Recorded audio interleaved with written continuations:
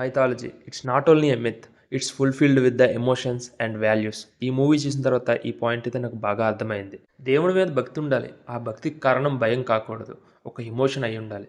ఈ పాయింట్ అనేది ప్రహ్లాదుడి క్యారెక్టర్ చూశాక అర్థమైంది.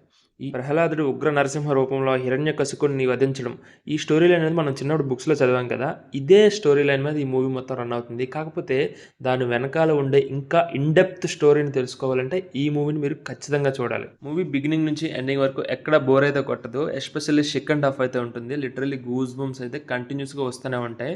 నరసింహన్ అవతారంలో ఫైట్ సీక్వెన్స్ అయితే ఎక్స్ట్రాడినరీగా డిజైన్ చేశారు మేకర్స్ అయితే. మోర్ ఓవర్ ఈ ఫైట్ సీక్వెన్స్ కి శామ్సియస్ బీజిఎం స్కోర్ అయితే ఎక్సలెంట్ గా ఇచ్చారు. కమింగ్ టు ది విఎఫ్ఎక్స్, ఇలాంటి యానిమేటెడ్ మూవీస్లో విఎఫ్ఎక్స్ అనేది ది మేజర్ పారామీటర్.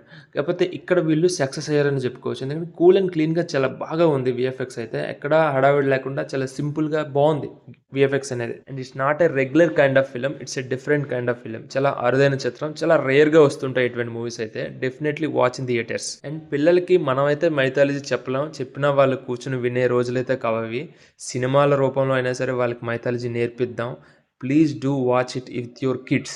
నాకైతే మూవీ చాలా మంచి ఎక్స్పీరియన్స్ ఇచ్చింది. చాలా రోజుల తర్వాత ఒక డిఫరెంట్ కైండ్ ఆఫ్ ఫిల్మ్ చూసానన్న ఫీలింగ్ అయితే వచ్చింది. ఒక రిఫ్రెషింగ్ ఫీల్ అయితే వచ్చింది మూవీ చూసిన తర్వాత.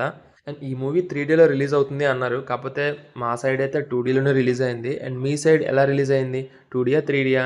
ఇందుకే మీరు మూవీ చూసారా? చూస్తే మీకు ఎలా అనిపించిందో కామెంట్ సెక్షన్లో తెలియజేయండి. And we will meet you in the next one. Please do subscribe to my channel if you like my content. Thank you, bye bye, జై హింద్.